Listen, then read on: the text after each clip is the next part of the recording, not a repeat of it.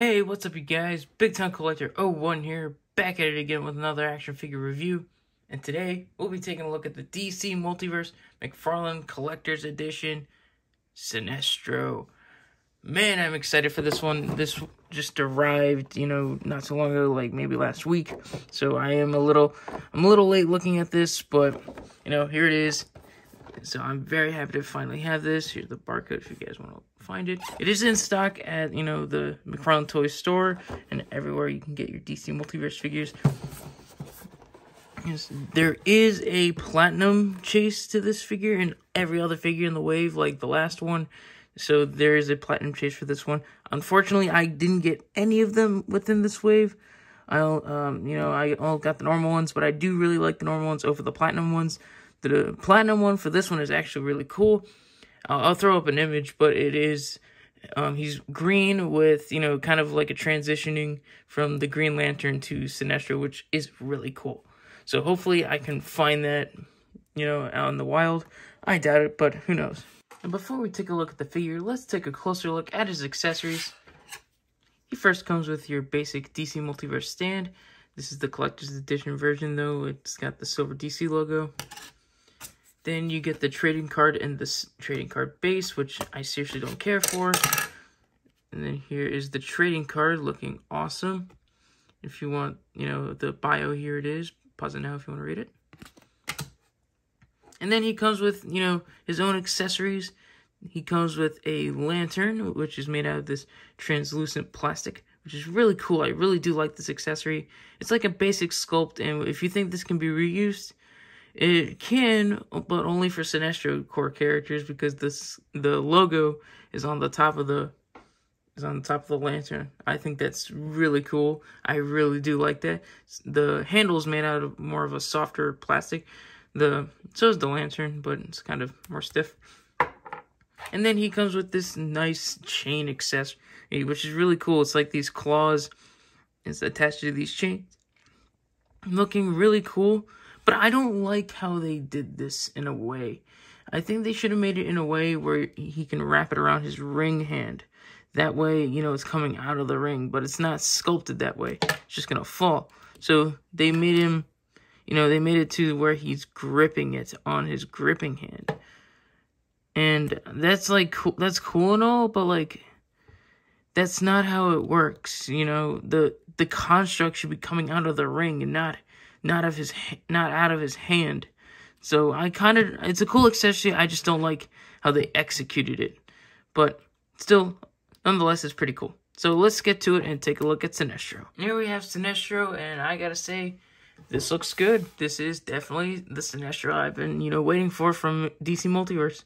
I'm very happy to get another, villain, another mainstay villain. This is like a, this is a main villain for Green Lantern, or the main villain for Green Lantern. So having this really makes me happy to have in the collection. So yeah, let's take a closer look at him. Starting off with the head, it's undeniably Sinestro. It looks good. It's got the slick back hair. It's got the, the mustache, the pink skin, looking great. This is a really nice head sculpt. I really do like the look of it. It looks nice. He's got the pointed ears.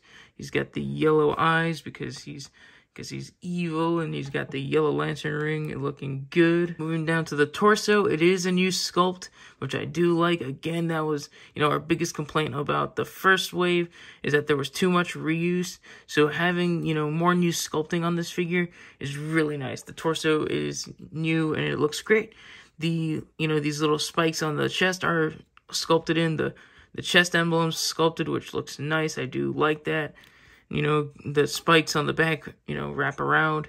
Looking great. I do really like the new sculpting on this figure. He's got the ring on his hand, which looks nice. And I can't really make out the logo on the ring. It's too tiny, but sometimes you can make it out. I can kind of make it out, but it's still cool that it's, it's sculpted on there. Looks nice. And then he's got the gripping hand. But this figure actually has more reuse than I thought it did. At first, I thought it was 100% new sculpt, but the arms and the legs are reused from the Blackest Night Kyle Rayner, which is which is really interesting. I didn't see that coming, and it doesn't bother me. I think it works fine. I think it works good, like, because with the new torso, it actually makes it look like new parts, because I didn't catch it at first. I didn't catch that, but it's cool to see that we have like a nice looking classic Sinestro. I'm very well. A normal looking Sinestro. This isn't really classic. The classic one would be that blue and black suit, which I really hope to see in the Multiverse line. Now let's take a closer look at his articulation.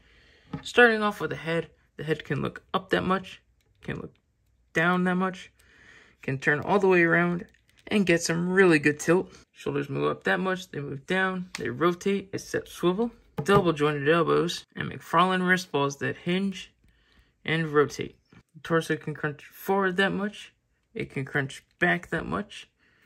It can tilt and rotate. Legs can kick out that much. They can kick back some. You don't get much. Oh, actually, you do get some upper thigh rotation, which is really nice. Double jointed knees and McFarlane ankle balls that move down, up, rotate, and pivot, and have toe articulation. Measuring Sinestro out, he comes to around 7.5 inches tall. And then here he is next to two other Green Lanterns. We have Kyle Rayner and then the Endless Winter John Stewart. He is next to another Sinestro Corps figure that we have from McFarlane. We have the Sinestro Corps Batman. Then here he is next to another Green Lantern villain. We have the Blackest Night Build-A-Figure Atrocitus. And here's Sinestro up on the rotating base. And I have to say this figure's pretty cool. It does share some parts with Kyle Rayner, but overall, that's not a big deal.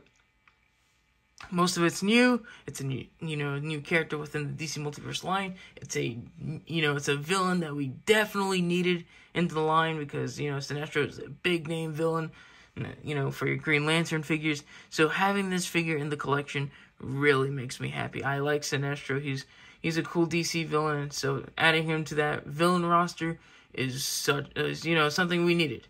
So having this figure really is good.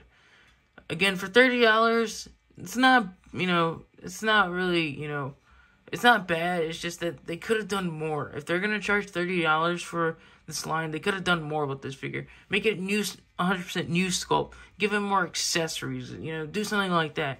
Get rid of these stupid bases. We don't need the trading card bases.